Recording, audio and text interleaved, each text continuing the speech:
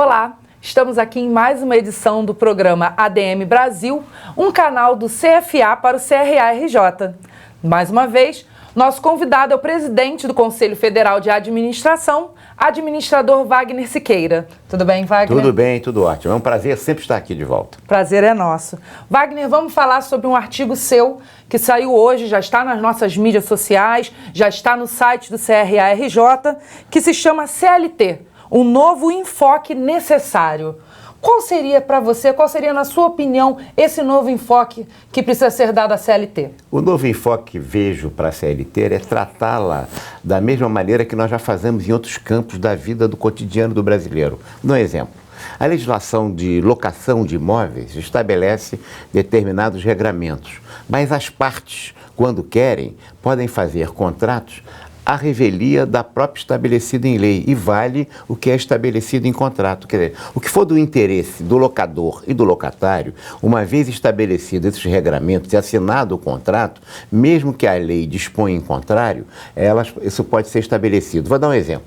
A questão do pagamento de IPTU. Isso é, pela lei, obrigação do locador, desculpe.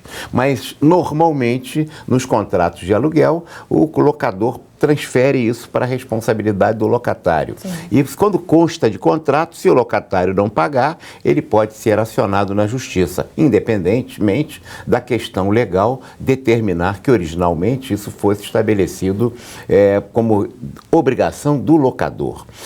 A CLT é exatamente a mesma coisa. Precisamos preservar os direitos, as garantias, deixar a CLT, que tem sempre muita questão emocional, é uma lei que tem mais de 80 anos no Brasil, portanto uma legislação consolidada, e estabelecer a mesma lógica, determinadas, caminhar para a negociação, para os acordos entre as partes, patrões e empregados, sindicato dos patrões, sindicato dos empregados, acordos coletivos não individuais, que sejam estabelecidos, quando se quisesse ficar restrito à lei, CLT, legislação trabalhista. Quando se quiser estabelecer regramentos novos que sejam do interesse das partes, isso fica, então, estabelecido à semelhança da locação, no direito comercial, nas relações sociais de gênero, de casamento, em que a sociedade brasileira já avançou, de tal maneira que o acordado, o negociado, se sobreponha ao que é legislado.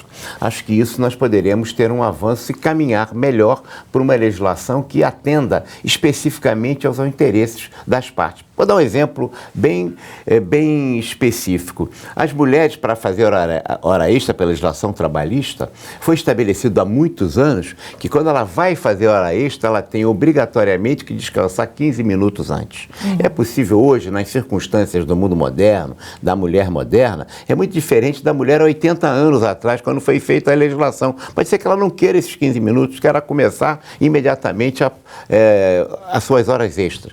Isso for acordado entre as partes, se for entendido, esse dispositivo legal cairia. Estou dando um exemplo, um outro.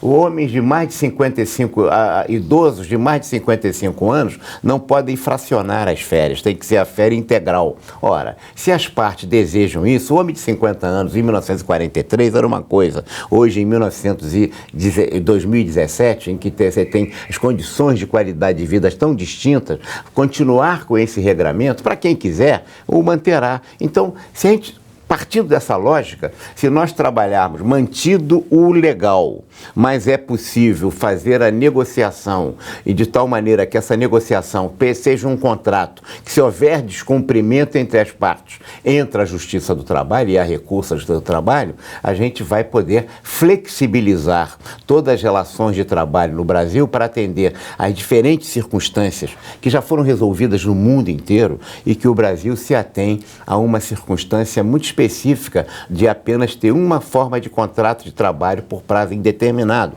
quando as sociedades globalizadas, em geral, já têm 20, 30, 40, um contrato de trabalho para cada grupo econômico ou para cada empresa. Você falou aqui com a gente sobre o efeito emocional da CLT, por já ser uma lei consolidada, né? Essas mudanças que estão se tornando tão recorrentes, que estão acontecendo de forma rápida, como a reforma da Previdência, a própria discussão da CLT e da terceirização das relações de trabalho. Você acha que isso influencia na opinião pública a forma como isso vai ser tratado quanto aos políticos no Senado pela presidência? Em verdade, as regras de Previdência têm um campo, as regras da legislação do trabalho têm outra. Claro que há conexões entre elas, mas a gente não pode ficar com essa rigidez que estamos. Agora, são políticas públicas diferenciadas, que devem ser vistas assim. Elas têm, claro que têm influência, até porque se repete coisas como se nós só pudéssemos ter um contrato de trabalho por prazo indeterminado, que era muito próprio da década de 1940, e que hoje o trabalho é intermitente, o trabalho Vou dar um exemplo. Você imagina uma pessoa, um jogador de futebol, ser tratado por contrato de trabalho por prazo indeterminado, como é no Brasil hoje? Ou um artista da Rede Globo, né? O que acontece? Acontece uma burla nisso. Se manda um contrato pequenininho e efetivamente o que se faz é direito de imagens, e acaba com recolhimento de fundo de garantia, com briga no seu trabalho, como se um operário de uma linha de montagem ou um profissional liberal contratado numa determinada empresa fosse a semelhança de um grande artista de televisão, um grande jornalista, enfim, outras atividades que o mercado propriamente vai considerando. Essa própria questão de terceirização, a realidade se impõe sobre isso. Nós temos hoje, as estatísticas não são seguras, mais de 12 a 15 milhões de trabalhos terceirizados, como se a lei de terceirização fosse estabelecer a terceirização no Brasil. Ela de fato já existe, né? E aí começam determinadas fugas na própria legislação trabalhista. Quando se fala da pejotização do emprego, é exatamente você criar relações de trabalho com empresas que, em verdade, você tem subordinação, tem horário, tem todas as características do trabalho, do trabalho por contrato definitivo. Dá um exemplo. A MEI, microempreendedor individual. Microempreendedor individual. No fundo, isso foi uma maneira de se criar uma empresa, mas em verdade, na grande parte de trabalhos da MEI, as pessoas são empregadas ou são trabalhadores que têm empregos temporários em diversas situações. E isso vai cada vez mais crescendo, e aí a realidade se impõe deformando a própria legislação trabalhista, que tem uma lógica, que tem um princípio que nós estamos querendo respeitar, mas poder avançar e desprecarizar esses trabalhos de tal forma, se a gente olhar bem franqueados,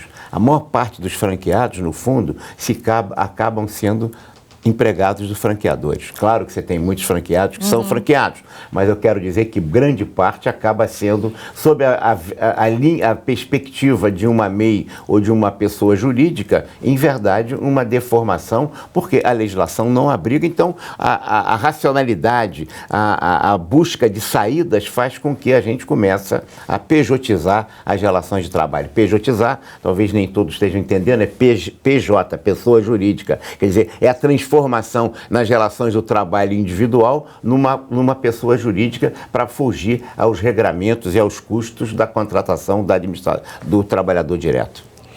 Aqui no artigo você fala também sobre a atuação dos sindicatos, né? Sobre a importância da atuação dos sindicatos, que acaba ficando dissolvido com essa CLT de hoje. Uma CLT que é tão extensa e tão detalhada, ela tira o papel do movimento sindical, patronal e empregado, de fazer as negociações. Se nós olharmos, isso se agrava mais no Brasil, se olharmos a nossa realidade, quando nós temos mais de 16 mil sindicatos. A gente pega lá o Reino Unido, que é uma economia poderosa, né? Eles têm menos de 200 sindicatos. Veja que diferença abissal entre uma coisa e outra. Muito sindicato, mas muito pouca gente sindicalizada. Portanto, é uma outra deformação que precisa ser corrigida. Não estou contra os 16 mil sindicatos. Eu estou dizendo que se nós pudermos facilitar um processo de negociação e de acordo, sair do contrato individual do trabalho e irmos para o que existe no mundo inteiro, que são os contratos coletivos de trabalho. O contrato coletivo é uma regra específica de uma determinada área econômica ou de uma determinada empresa, que é a lei trabalhista para aquela empresa. O acordo que nós fazemos hoje, acordos sindicais, passa a ser efetivamente a lei. E a Justiça do Trabalho só vai ser acionada quando esse acordo não for descumprido. O contrato individual torna o trabalhador muito frágil diante da negociação com o empregador. Ora, mas se cada vez mais você tem tantos sindicatos e pouca negociação, se não negocia nada, o que acontece? 18 milhões de ações na Justiça do Trabalho hoje no Brasil.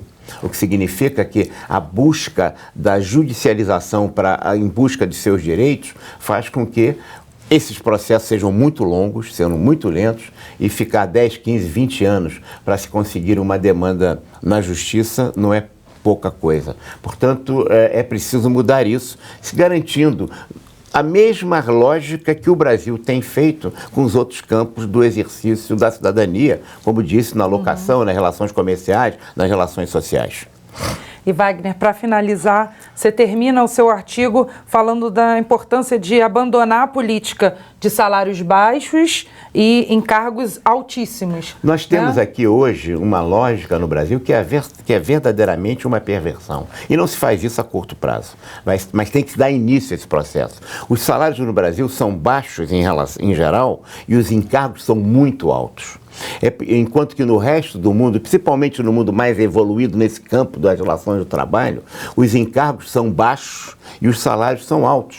Ora, quando você começa a dar uma porção de merrequinha para o trabalhador, mas acontece que isso não transforma ele um salário ou outro. É conta disso, é conta daquilo, é direito de alimentação, é direito de transporte, é isso, é aquilo. Os custos vão ficando altos, mas o salário vai ficando baixo. O poder de compra da classe trabalhadora brasileira fica baixo e o custo do Brasil aumenta. E quando uma empresa vem para o Brasil, uma multinacional, nunca é para exportação.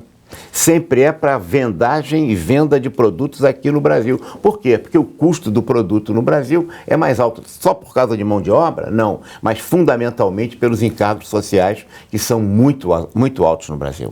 Nós precisamos inverter essa lógica, pagar melhor para que aumente o poder de compra do trabalhador e reduzir a fúria de arrecadação, verdadeiras máquinas de sucção que o Estado exerce no bolso do trabalhador e também na redução dos lucros dos empresários. Muito bem, Wagner. É um assunto que tem muita coisa para se falar. Claro. Né? E que complexo. Tem discussão. Muita discussão, mas sempre ficamos assim, revoga ou não revoga a CLT? O que nós estamos buscando é uma alternativa. Vamos não flexibilizar a CLT, mas criar uma alternativa como o Brasil já encontrou em outros campos do exercício do direito e da cidadania. Tá bom. Obrigada, Wagner, pela sua presença aqui mais uma vez. Obrigado também. E você que quiser conhecer esse artigo completo do presidente Wagner Siqueira, é só acessar o site do Conselho Regional de Administração do Rio de Janeiro. Até a próxima!